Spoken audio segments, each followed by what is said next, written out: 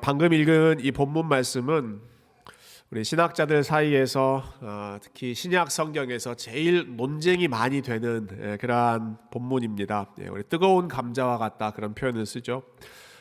그 이유는 24절 그 구절 때문에 그런데요. 24절 보시면 이로 보건대 사람이 행함으로 의롭다 하심을 받고 믿음으로만은 아니니라 이런 말씀이 나오죠. 우리가 잘 아는 그 사도 바울의 그 복음의 핵심은 우리가 행함으로는 안 되고 오직 믿음으로만 의롭다 하심을 받을 수 있다 하는 내용입니다. 근데 오늘 야고보는 아니 믿음으로만으로는 안 되고 행함으로 의롭다 하심을 받을 수 있다 이렇게 서로 반대되는 이야기를 하는 것 같아서 많은 사람들이 이거 어떻게 풀어야 되는가 고민을 했습니다. 거의 지난 500년 정도 종교개혁 이후에 이 주제를 가지고 정말 많은 사람들이 논쟁도 하고 또 책도 썼던 것 같아요. 여기서 한 걸음 더 나가서 이렇게 반응하는 사람들도 있습니다. 내가 이래서 성경을 못 믿는다. 아니 성경은 여기서는 이런 말하고 저기서는 저런 말하고 바울은 이렇다고 하고 야고보는 이렇다 하고 내가 도무지 믿을 수가 없다. 이런 분들은 또 복음서를 읽을 때 마태는 이렇게 얘기하고 누가는 이렇게 하고 마가는 이렇게 하고 그렇게 해서 나는 도저히 성경을 못 믿겠다 그렇게 반응을 보이는 분들도 있으시죠. 행여나 제가 이런 이야기 했다고 여러분들이 갑자기 이러한 의심의 눈길로 성경을 읽지 않으셨으면 좋겠습니다. 이 문제는 충분히 상식적으로 우리가 풀 수 있는 너무 쉽게 해결될 수 있는 부분이기 때문에 그렇습니다. 이런 바울과 야고보는 충돌하지 않습니다. 두 사람이 가르치는 내용은 모순되지 않습니다. 반대되는 내용이 아닙니다. 둘 다를 이야기합니다. 바울도 둘 다 이야기하고 야고보도 둘 다를 이야기합니다. 무슨 말인가? 이런 바울은 우리가 아무리 선한 일을 많이 해도 하나님 앞에 그것 때문에 구원받을 수는 없습니다. 하나님의 기준이 너무너무 높으니까요. 그렇게 강조했기 때문에 그래서 우리는 오직 믿음으로 예수님만으로 우리는 구원받을 수 있습니다. 가르쳤죠. 그러나 동시에 그리스도와 하나 된 믿음으로 연합된 사람은 반드시 선한 일을 할 수밖에 없고 그리고 하나님은 우리를 선한 일을 위하여 창조하셨습니다. 부르셨습니다. 이렇게 가르칩니다. 야고보 역시 마찬가지입니다. 조금 전에 24절에서는 행함으로 의롭다 하심을 받는다 이런 표현이 나오지만 여러분 지난주 말씀을 기억해 보십시오. 지난주 하나님의 율법을 이룰 수 있는 사람은 아무도 없다. 분명하게 선언했습니다. 그래서 우리에게 필요한 것은 엄격하게 심판하시는 게 아니라 우리에게 긍휼이 필요하다. 긍휼, 하나님의 불쌍히 여기시는 것 외에는 우리에게 아무런 소망이 없다. 이것을 바울만큼이나 철저하게 강조했던 사람이 야고보입니다. 그러니까 각자 둘 다 믿음이 필요하고 믿는 사람은 반드시 행함의 열매, 삶의 열매가 나타나야 한다. 똑같이 같이 강조한 거죠. 둘 다 같은 이야기를 했는데 서로 상황에 따라서 다른 각도에서 이 복음의 메시지를 설명한 것입니다. 이건 우리가 일상적으로도 누구나 다 경험하는 상황인데요. 모두가 똑같은 상황을 경험한다고 하더라도 거기에 대한 사람들의 기록, 거기에 대한 평가는 각자 다를 것입니다. 오늘 이 자리에서 우리가 같은 시간에 같은 공간에서 예배를 드리지만 예배를 다 드린 후에 오늘 예배가 어떠셨어요? 예배 때 뭐가 기억나세요? 라고 이야기한다면 어떤 분은 오늘 헌금송 특송이 너무너무 좋았습니다. 그렇게 얘기하는 분이 계실 거고 오늘 찬양이 너무너무 좋았습니다. 그렇게 얘기하시는 분도 있을 것이고 바라기는 그 다음은 얘기하지 않겠습니다. 각자 본인에게 더 어필이 되는 더 크게 보이는 부분이 있죠. 바울에게 더 강조될 수밖에 없는 일들이 있었고 야고보에게 더 눈에 크게 들어오는 일이 있었습니다. 예를 들면 바울은 워낙 열심히 살았던 사람입니다. 본인이 율법을 지키기 위해서 최선을 다해서 누구보다 열심히 살았던 사람이고 바울 주변에는 그런 사람들이 많이 있었습니다. 율법을 열심히 윤리적으로 살았던 사람. 그래서 그들의 마음 가운데는 인간적인 프라이드가 있었던 거예요. 이 정도 살았으면 하나님이 우리를 받아주실 수 있을 정도. 우리는 그렇게 열심히 살았다. 본인의 행위 또 본인의 삶을 내세우고자 하는 그러한 마음이 있었죠. 그런 사람들을 향해서 바울은 No, 우리는 절대로 아무리 우리가 열심히 퍼펙트한 삶을 살았다고 하더라도 어떻게 우리가 하나님의 기준을 만족시킬 수 있겠느냐. 안 된다. 우리는 오직 예수님. 성가대 찬양했습니다. 변치 않는 주님의 사랑과 오직 그의 피, 마지막에 고백했던 가사잖아요. 오직 그의 피만 우리의 모든 죄를 씻을 수 있다. 이게 바울의 강조점입니다. 반면 야고보는 조금 다른 상황에 있었습니다. 야고보는 예수님을 믿는다고 하면서 믿음대로 살지 않는 사람들, 그것이 야고보가 우려했던 상황들입니다. 오늘 우리가 야고보서 2장 말씀 읽었는데요, 2장 앞부분에 보면 우리가 이미 다뤘던 내용이 교회 안에서 차별이 이루어지는 그러한 현실이었습니다. 여러분 기억나세요? 교회 안에서 같이 예배하러 들어왔는데 어떤 사람은 부자 대우해주고 어떤 사람은 가난한 사람 홀대하고 그러한 이슈들이 교회 안에 있었죠. 여러분 그 모습을 보면서 야고보가 경고하고 책망했던 내용은 다름 아니라 왜 여러분들이 가지고 있는 믿음과 다르게 삽니까? 하는 것이었습니다. 2장 1절에 영광의 주 우리 주 예수 그리스도에 대한 믿음을 너희가 가졌으니, 이게 지금 출발선상입니다. 여러분들 예수님에 대한 믿음을 가지고 있는 사람들 아닙니까? 예수님 믿는 사람들이 아닙니까? 그런데 왜 이런 잘못된 행동을 합니까? 이게 지금 야고보가 처해 있던 상황입니다. 그래서 야고보는 그냥 입으로 믿는다고만 하지 말고 여러분의 삶으로 정말 믿는다는 사실을 보여주십시오. 이걸 이제 강조해야 될 필요가 있었던 것이죠. 그래서 이 사실을 강조하기 위해서 야고보가 두 가지 예를 드는데요. 하나는 부정적인 예, 이렇게 하면 안 된다 하는 예고, 또 다른 하나는 긍정적인 예, 이렇게 해야 한다라고 하는 예입니다. 먼저 부정적인 예를 한번 볼까요? 19절. 자, 19절 말씀을 같이 한번 읽어보겠습니다. 시작. 내가 하나님은 한 분이신 줄을 믿느냐? 아멘. 하나님이 한 분이신 것을 누가 제일 잘 믿는다고요? 귀신들도 믿고 떤다, 이렇게 이야기합니다. 귀신, 영어로 demon, 마귀, 악한 귀신, 사탄. 하나님이 어떤 분이신가? 하나님이 한 분이라고 하는 사실, 하나님이 창조하셨다는 사실, 하나님이 심판하신다는 사실을 우리보다 훨씬 더 잘 아는 존재는 영적인 존재들입니다. 귀신들이 더 잘 안다. 야고보가 그렇게 이야기하죠. 귀신들은 원래 천사로 창조된 그러한 존재들이죠. 하나님 찬양하기 위해서 하나님 가장 가까운 곳에서 찬양하다가 그 자리를 만족하지 못하고 교만 때문에 또 자기 욕심 때문에 타락한 천사들이 귀신들입니다. 이들이야말로 하나님이 어떤 분이신지를 제일 가까이에서 보고 들었던 사람들이죠. 예수님께서 이 땅에 오셨을 때 사람들은 예수님이 어떤 분이신지를 몰랐습니다. 제자들도 마지막까지도 몰랐죠. 정신 못 차리고 있었습니다.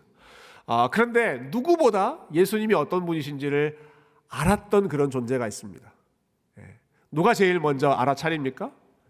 귀신이 알아차립니다. 귀신이 정말로 귀신같이 알아차립니다. 이런 표현이 여기는 잘 어울리겠죠. 귀신이 정말 귀신같이 저분은 하나님의 아들이다 라고 하는 사실을 누구보다 먼저, 저분은 죄인들을 구원하기 위해 오신 메시아다라고 하는 사실을 누구보다 먼저 알아서 처음에는 예수님을 시험하려고 그 길을 걸어가지 못하도록 유혹했던 것도 귀신이었고, 그리고 예수님이 다닐 때마다 귀신 들린 자들이 빨리 가서 그 앞에서 난 당신이 누군지 압니다 라고 비밀을 막 폭로하려고 했던, 그때마다 예수님이 내 때가 아직 안 됐으니까 말하지 말아라 이렇게 자제시키시잖아요. 귀신이 누구보다 잘 알고 있었죠. 그러나 그렇게 잘 알고 있었음에도 불구하고 귀신들은 예수님을 사랑하거나 예수님 앞에 무릎 꿇거나 순종하거나 예수님을 예배하거나 하는 믿음의 모습을, 믿음의 반응을 보이지 않았습니다. 머리로는, 지적으로는 누구보다 잘 알았음에도 불구하고 그것을 행함으로, 순종하는 삶으로 옮기지 않았기 때문에 야고보가 그 대표적인 예로 너희들이 믿는다고 하면서 믿음대로 살지 않으면 귀신과 같은 그런 밀은 그거나 다름없다. 지적했던 것이죠. 자, 반대 긍정적인 예를 한번 보십시다. 긍정적인 예는 오늘 본문에서는 아브라함과 라합 두 사람의 예를 들고 있는데요. 둘 다 여러분 많이 들어보셨을 것입니다. 아브라함, 이 사람은 참 하나님 앞에서 참 말도 안 되는 그런 명령, 네 아들 이삭을 나에게 바칠 수 있겠느냐, 그 명령 앞에서까지 순종했던 사람이 아브라함이었죠. 이해하기 어려운 명령이었지만 그것까지도 내가 하나님 믿습니다 라고 하는 그 고백대로 하나님께 순종했던, 아들까지 하나님 앞에 드렸던 그 사람이 아브라함이었고, 또 라합, 여러분 그 여호수아 말씀 기억하시죠? 라합이라고 하는 여인은 여리고라고 하는 곧 멸망받을 그러한 도시에 살고 있었던 여인입니다. 그런데 이 도시가 멸망한다라고 하는 사실을 그가 알았고, 대신에 하나님은 우리 도시가 아니라, 우리 민족이 아니라 이스라엘 백성들을 구원하실 것이다 라고 하는 사실을 라합이 알았을 때 어떻게 행동합니까? 정탐꾼을 숨겨주고 그들에게 본인의 삶과 가족들의 운명을 완전히 맡기죠. 그 라인을 분명하게 정한 것입니다. 우리는 여리고 쪽이 아니라 이스라엘 쪽에 서겠다. 나의 생명도 우리 가족들의 생명도 여기에 다 걸겠다. 하나님에 대한 믿음이 구체적인 순종, 삶으로, 삶의 결단으로 이어졌던 것이 이 라합의 모습이었습니다. 그래서 야고보가 하나님을 알면서도 순종하지 않았던 대표 인물로 귀신, 그리고 하나님을 믿으면서 그 믿음에 따라 행동했던 사람들로 아브라함과 라합, 이러한 예를 오늘 들고 있습니다. 근데 저는 이보다 더 좋은 예가 있는 것 같아요. 귀신, 좀 거리감이 있고, 또 아브라함과 같은 그러한 믿음, 그것도 참 우리하고 좀 거리감이 많이 있지 않습니까? 그보다 더 좀 현실적인, 더 이 모습을 잘 보여주는 예가, 저는 우리가 지난 주중에 새벽 기도회 때마다 읽었던 그 사무엘상 말씀에 이 두 가지가 너무 잘 대비된다고 생각합니다. 그 사무엘상 앞부분에 보면 두 종류의 반대되는 인물들이 나오죠. 한 사람은 제사장 엘리라고 하는 사람이고요. 또 다른 사람은 한나라고 하는 여인. 이 두 사람의 그 대조되는 모습이 사무엘상 앞부분에 나옵니다. 먼저 엘리에 대해서 한번 생각해 보십시다. 엘리는 말씀드린 것처럼 제사장입니다.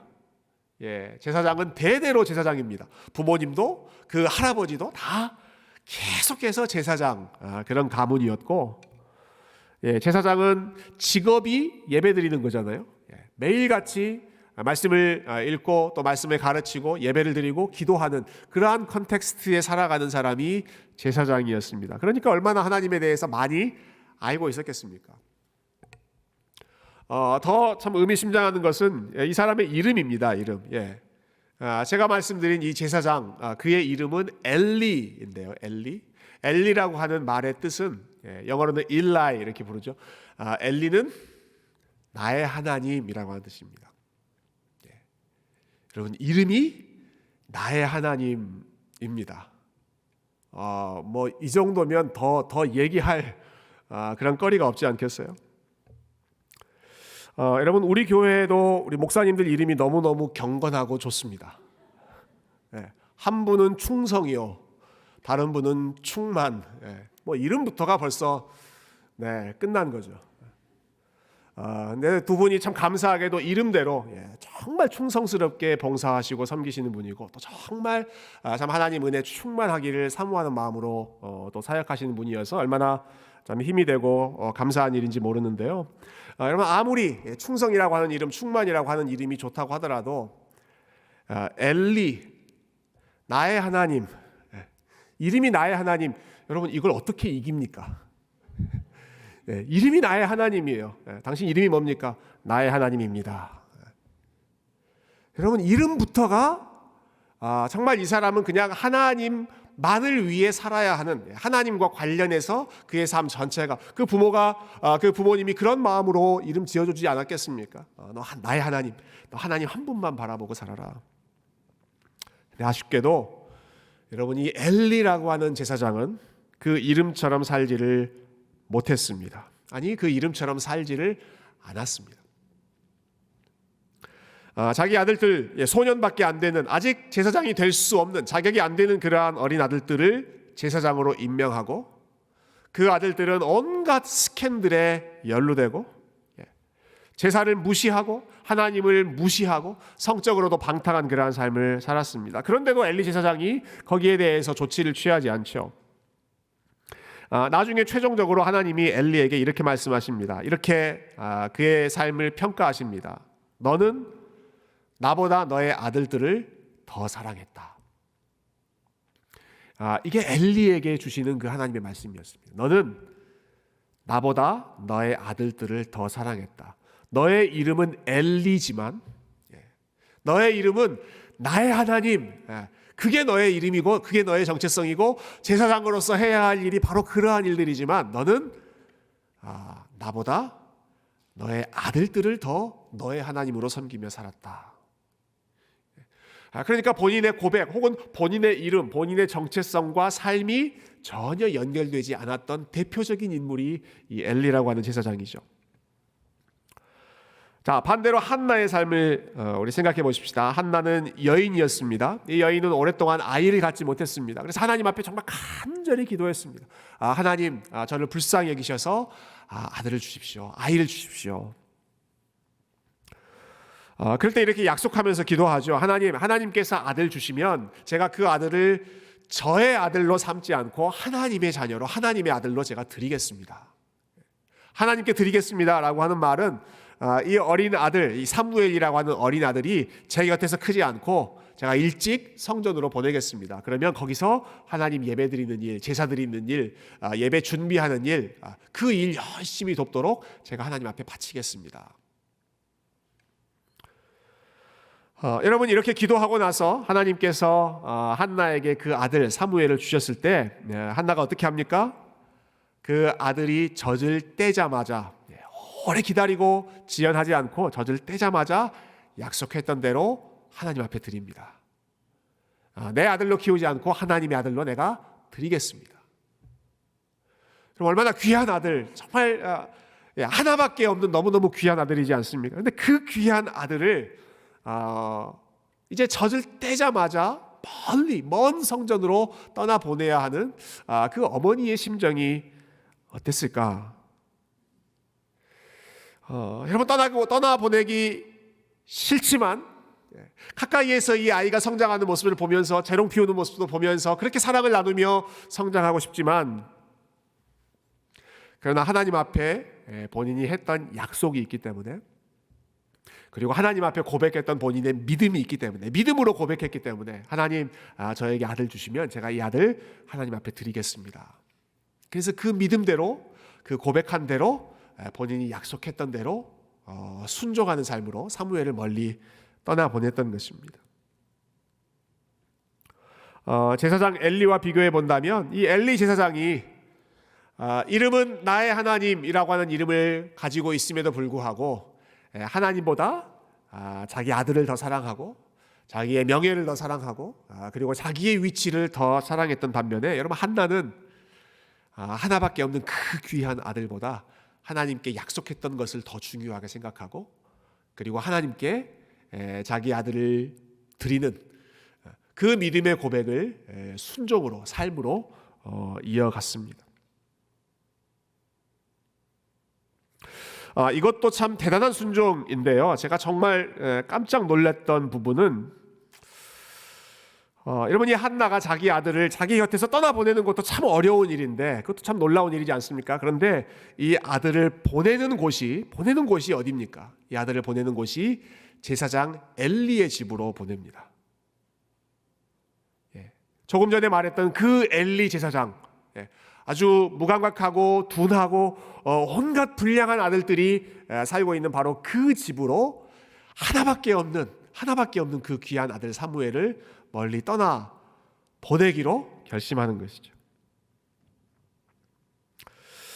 제가 지난주에 저희 큰아이하고 잠깐 대화를 나누는 기회가 있었습니다. 제 아이 그 라이드를 해주면서 이야기를 좀 나눴는데요. 제 아이가 고등학생이 되다 보니까 그 대학 보내는 게 이게 얼마 안 남았더라고요. 이게 현실로 다가와서 제가 아이한테 물어봤습니다. 은유라, 너 어느 대학 가고 싶니? 가고 싶은 대학이 어디야? 이렇게 물어봤습니다. 그랬더니 뭐 이런 학교 저런 학교 다 이야기하더라고요. 하나같이 모두가 다 뉴욕에 있는 학교들이었습니다. 속으로 왜 하필 뉴욕이냐? 학비도 비싸고 생활비도 비싼 왜 그 허구만 학교들 중에 또 그 학교냐라는 마음이 들었지만 전혀 티를 내지 않고 태연하게 근데 조지아에도 좋은 학교 많지 않아? 조지아에 있는 학교를 제가 내세우려고 했습니다마는 제 아이가 아니 나는 뉴욕에 있는 대학교를 가겠다. 그러면서 제가 실망할까봐 좀 그런 말을 덧붙이더라고요. 교회 때문에 아빠로부터 멀어지려고 하는 게 아니라 나는 뉴욕에 가서 뉴욕의 새 교회를 만들겠다. 뭐 그런 이야기를 하셔서 그래서 꿈도 야무지다 생각을 했습니다. 근데 제가 대학 갈 때 그 생각이 좀 나더라고요. 제가 대학 선택할 때에도 저희 부모님, 저희 아버지께서 항상 하셨던 말씀이 집 가까운 데 좋은 학교가 많이 있다.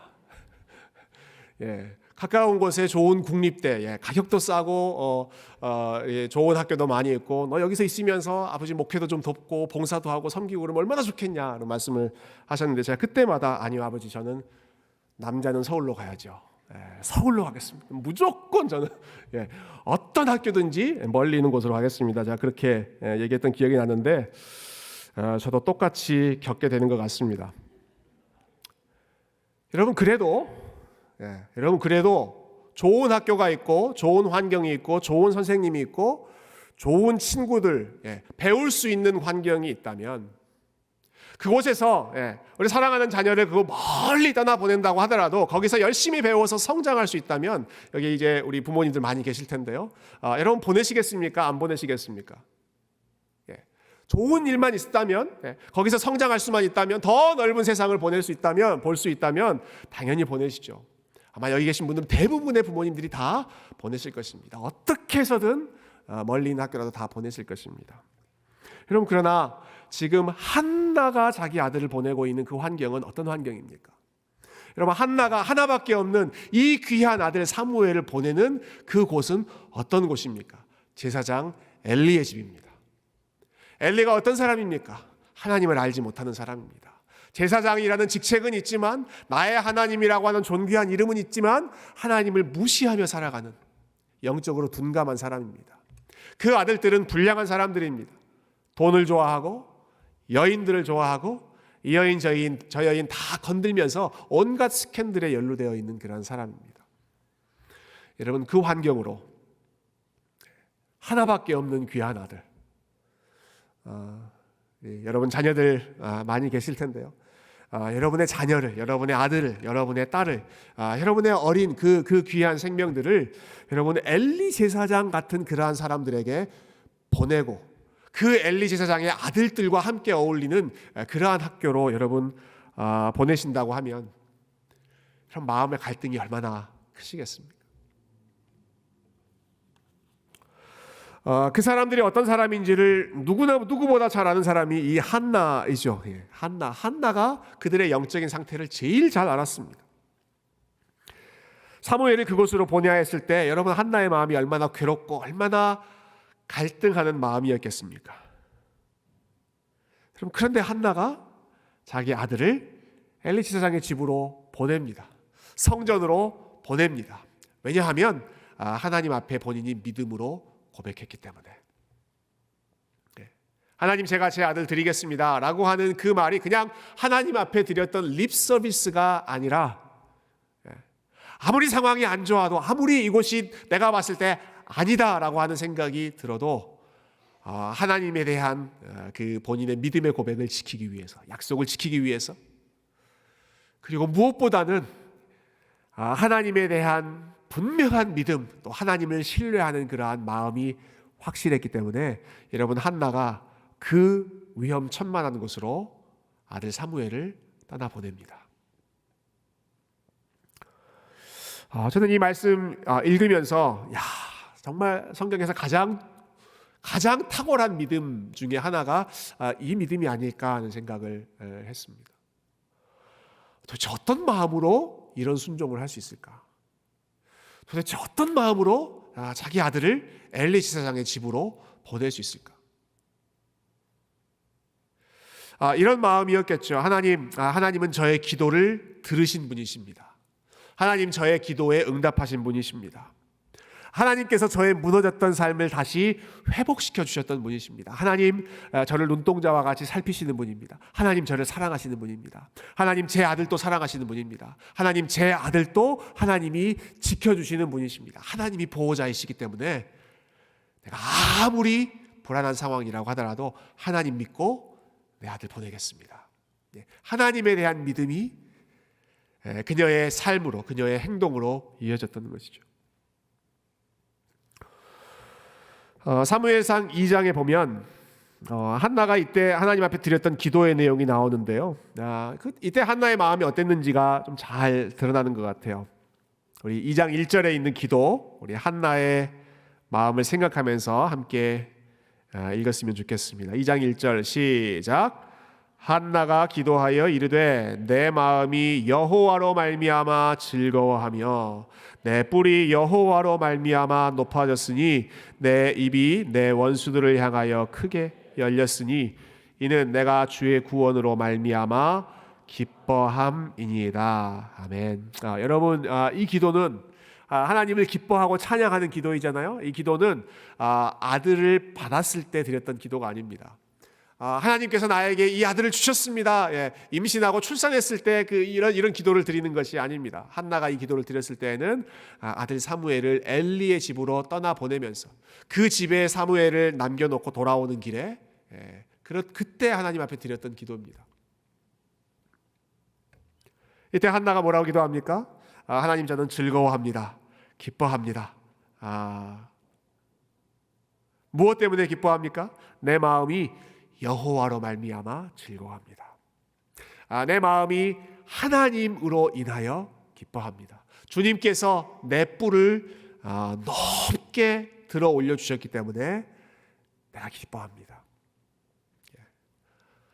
사무엘 때문에 기뻐하는 게 아니라 아들 때문에 기뻐하는 것이 아니라 하나님 때문에 하나님이 내 삶을 돌아보셨다는 그 사실 때문에 그거 하나 바라보면서 한나가 기도하며 찬양하는 것이죠. 그리고 마지막 부분에 2장 9절에 보면 한나가 이렇게 기도하는 내용 나오는데 우리 한 번만 더 이 말씀 읽고 마치도록 하십시다. 9절 말씀입니다. 시작. 그가 그의 거룩한 자들의 발을 지키실 것이요 악인들을 흑암 중에서 잠잠하게 하시리니 힘으로는 이길 사람이 없음이로다. 아멘. 이거였구나라는 생각이 들더라고요. 한나가 믿었던 게 바로 이것이구나. 그가 그의 거룩한 자들의 발을 지키실 것이요. 그가 하나님께서 내 아들 사무엘 이 어린 생명 사방 천지의 위험으로 둘러싸여 있는 이 어린 생명의 발을 하나님께서 지켜주실 줄로 믿습니다. 요 믿음입니다. 요 믿음. 아무리 내가 보기에는 어려운 상황이고 참 위험한 그런 상황이지만 하나님께서 당신의 거룩한 자들, 당신께서 사랑하시는 당신의 백성들의 발을 당신께서 지켜주실 것을 믿습니다. 악인들을 흑암 중에서는 잠잠케 해주시고 하나님께서 보호해 주시면 그 어떤 악인도 하나님을 이길 수 없을 것입니다. 저는 이것을 믿습니다. 하나님, 저는 이것을 믿습니다. 이 믿음으로 이 하나님께 내 아들을 맡깁니다. 그렇게 기도하는 것으로 끝나지 않고 그 인생을 하나님의 손에 온전히 맡겨드리는 참 믿음의 삶, 믿음의 실천. 오늘 본문에서 야고보가 말하는 정말 행함이 있는 믿음, 살아있는 믿음의 대표적인 인물이 아들 사무엘을 하나님 한 분만 바라보고 엘리 제사장의 집으로 보내는 이 한나의 믿음. 여러분, 이것이 정말로 살아있는 믿음입니다. 그런 기도 지난 한 주 동안 드렸습니다. 하나님, 저의 삶이 엘리 제사장의 삶이 아니라 정말 한나처럼 살 수 있었으면 좋겠습니다. 저는 사실 잘 이해는 안 됐어요. 한나가 정말 어떻게 이렇게 살 수가 있을까? 어떻게 이런 마음으로 이 귀한 아들을 그 위험한 곳으로 보낼 수 있을까? 도대체 하나님을 얼마나 사랑했으면, 도대체 하나님을 얼마나 믿었으면 이런 일까지도 순종할 수 있었을까? 정말 잘 믿어지지 않고 정말 잘 이해가 되지 않지만, 그러나 하나님 앞에 정말 드렸던 기도는, 하나님, 이런 마음으로 살 수 있다면, 정말 이 정도로 하나님 사랑하는 마음이 있다면, 무엇이 두렵고 또 무엇이 걱정되고 무엇을 염려하며 살 수 있겠습니까? 하나님, 저에게 이러한 마음, 정말 하나님을 철저히 신뢰하는 믿음 주십시오. 그렇게 한 주 동안 기도했습니다. 여러분, 이 믿음이 그리고 이 믿음, 이렇게 확실한 믿음으로 살아가는 이 아름다운 순종의 삶이 오늘 이 말씀을 들은 우리 모든 성도님들의 삶에 우리 하나님의 은혜로 풍성하게 이루어질 수 있기를 주님의 이름으로 축원드립니다. 사람을 움직이게 만드는 동기가 여러 가지 있다고 합니다. 사람들을 행동하게 만드는 그런 동기이죠. 어떤 사람들은 특별히 어린아이들 같은 경우는 당근과 채찍을 많이 사용하죠. 너 이거 하면 이런 상을 줄게, 사탕 줄게. 반대로 너 이렇게 하면 벌 받는다. 너 이렇게 하면 경찰 아저씨 와서 너 잡아간다. 왜 그 말이 그렇게 두려웠는지 모르겠어요. 저희 아이들한테도 그 얘기하면 잘 통합니다. 상을 준다고 유혹하거나 아니면 벌을 준다고 위협하거나, 이게 사람들이 많이 사용하는 방법이죠. 어떤 경우에는 좀 더 성장하면 그 마음에 양심에 호소하는 경우도 있습니다. 의무감을 강조하거나, 어떤 경우는 guilty feeling을 자극하는 경우도 있죠. 당신이 제사장인데, 당신이 목사라면, 당신이 믿는 사람이라면 당연히 이렇게 살아야 되지 않겠습니까? 하고 양심에 호소하거나 의무감을 자극하는 것이죠. 여러분, 그러한 것들도 어느 정도는 효과가 있을 수 있습니다. 상을 주겠다고 유혹하는 것이나 벌을 주겠다고 겁을 주는 것, 이런 것들도 어느 정도는 통합니다. 그러나 사람을 정말로 변화시키는 것은, 사람을 정말로 움직이게 만드는 것, 행동하게 만드는 것은 사랑의 힘, 사랑의 힘이라고 생각합니다. 정말로 그 사람을 본인이 원치 않는 일이지만 기꺼이 순종할 수 있도록 이끄는 것은 단순한 의무감이나 혹은 당근이나 채찍, 이러한 자극이 아니라 정말로 그 사람이 사랑을 경험한다면, 우리를 사랑하시는 그 하나님이 어떤 분이신지를 안다면, 하나님이 우리를 어느 정도로 사랑하시는지, 얼마나 끝까지 사랑하시는지. 여러분, 한나가 어떤 마음으로 이러한 일들을 실행으로 옮길 수 있었겠습니까? 내가 약속했으니까 지켜야지, 단순한 의무감으로 가능했겠습니까? 내가 이렇게 드리면 하나님이 나에게 복 주시겠지, 어떠한 뭔가를 상급을 기대하는 그런 심리로 한나가 했겠습니까? 그렇지 않았다고 생각합니다. 여러분, 한나가 이러한 엄청난 일을 순종할 수 있었던 것은 그의 마음이 하나님이 얼마나 자기를 사랑하시는지를 그가 깊이 경험했고, 그 역시도 그 같은 마음으로 하나님을 뜨겁게 사랑했기 때문에 가장 어려운 믿음의 결단, 그러한 행함까지도 기꺼이 감당할 수 있는 힘이 하나님과 한나 사이에 주고받는 그 뜨거운 사랑, 그 진실된 사랑에 있었다고 믿습니다. 여러분, 저와 여러분의 마음에 우리 하나님께서 이 사랑을 다시 한번 회복해 주시기를 소망합니다. 우리가 순종하지 못하는 것, 우리가 행동하지 못하는 것은 다른 이유가 아니라 우리의 마음에 하나님의 사랑이 채워져 있지 않기 때문입니다. 그 하나님의 사랑이 다시 한번 우리의 마음을 붙잡고 저와 여러분의 마음의 생각과 우리의 모든 것이 그분의 사랑 안에 거하고, 하나님의 사랑이 우리를 압도하여 이번 한 주도 그 하나님의 사랑에 감격하며 살아갈 수 있는, 그 사랑으로 순종하고 그 사랑으로 섬기는 우리 세교회 모든 성도님들 다 되시기를 주님의 이름으로 축원드립니다. 함께 기도하겠습니다.